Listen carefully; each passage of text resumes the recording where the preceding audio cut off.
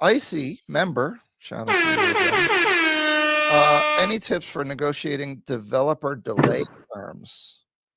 Okay, so the tips for negotiating developer delay terms, usually this is encapsulated in the sales agreement, which in most cases, what I usually advise our clients is that we need to have a clause whereby if the project is supposed to be completed in 24 months and it goes beyond that, then ideally that developer should be responsible for rental incomes that ideally should have been generated had that property been completed.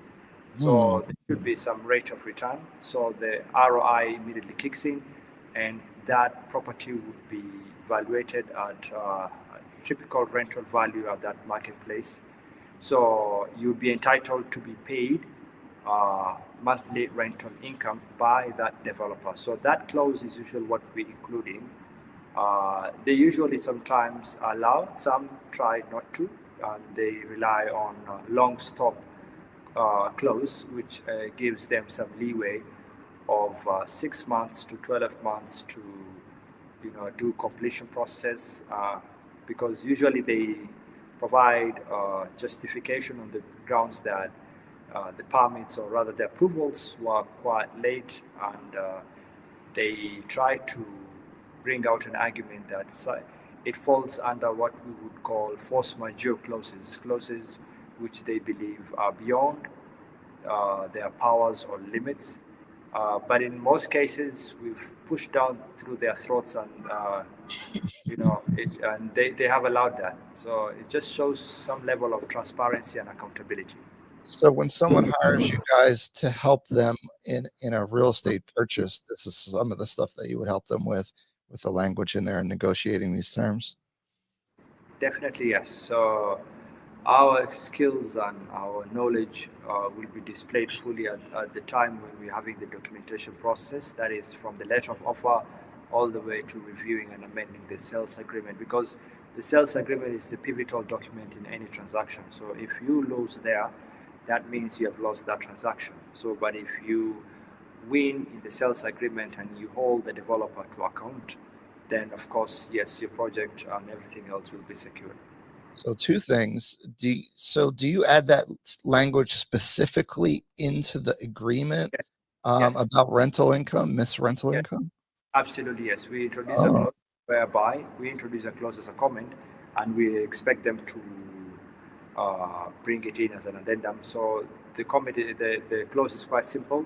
In the case there's a delay which is not defined as a force majeure clause, or rather does not fall under the purview of force majeure, then they should take accountability and start paying rent the moment the the projected completion period elapses.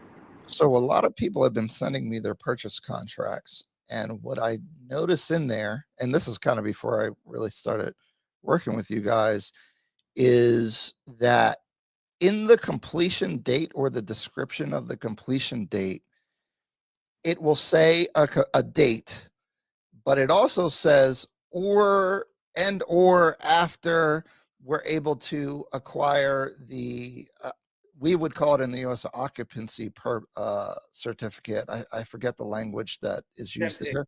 Same thing. So they say they give you a projected period. For instance, it's December of 2026, or 2 weeks after acquiring the certificate of occupation, thereabout. So they So usually, yes, my interpretation of that, and the issue with looking at law is that there's case law behind these things and interpretations, right?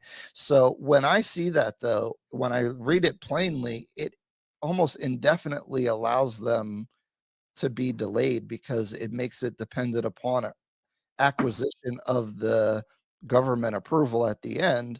So if you don't complete your project, my interpretation of that is they're in compliance of the contract because they didn't get the occupancy agreement. Is that how you would interpret that language? I don't know if you guys have seen that. okay, so let me explain this. It's quite simple. So, with respect to the completion period, so completion literally means that they have done the 24 months. Usually, from experience and practice, they usually take 24 months, some take 30 months, and then they usually give themselves another 6 months long stop period. just to do the final finishes and touches. So in most cases, we work with that. Now, with respect to acquiring the certificate of occupation, what does that mean?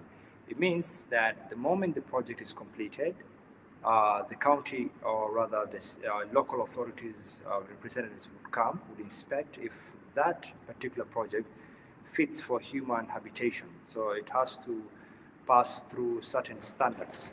So after now complying with everything else, that is after now they will be granted the certificate of occupation. But ideally, the project should be complete within that requisite period that we had spoken about.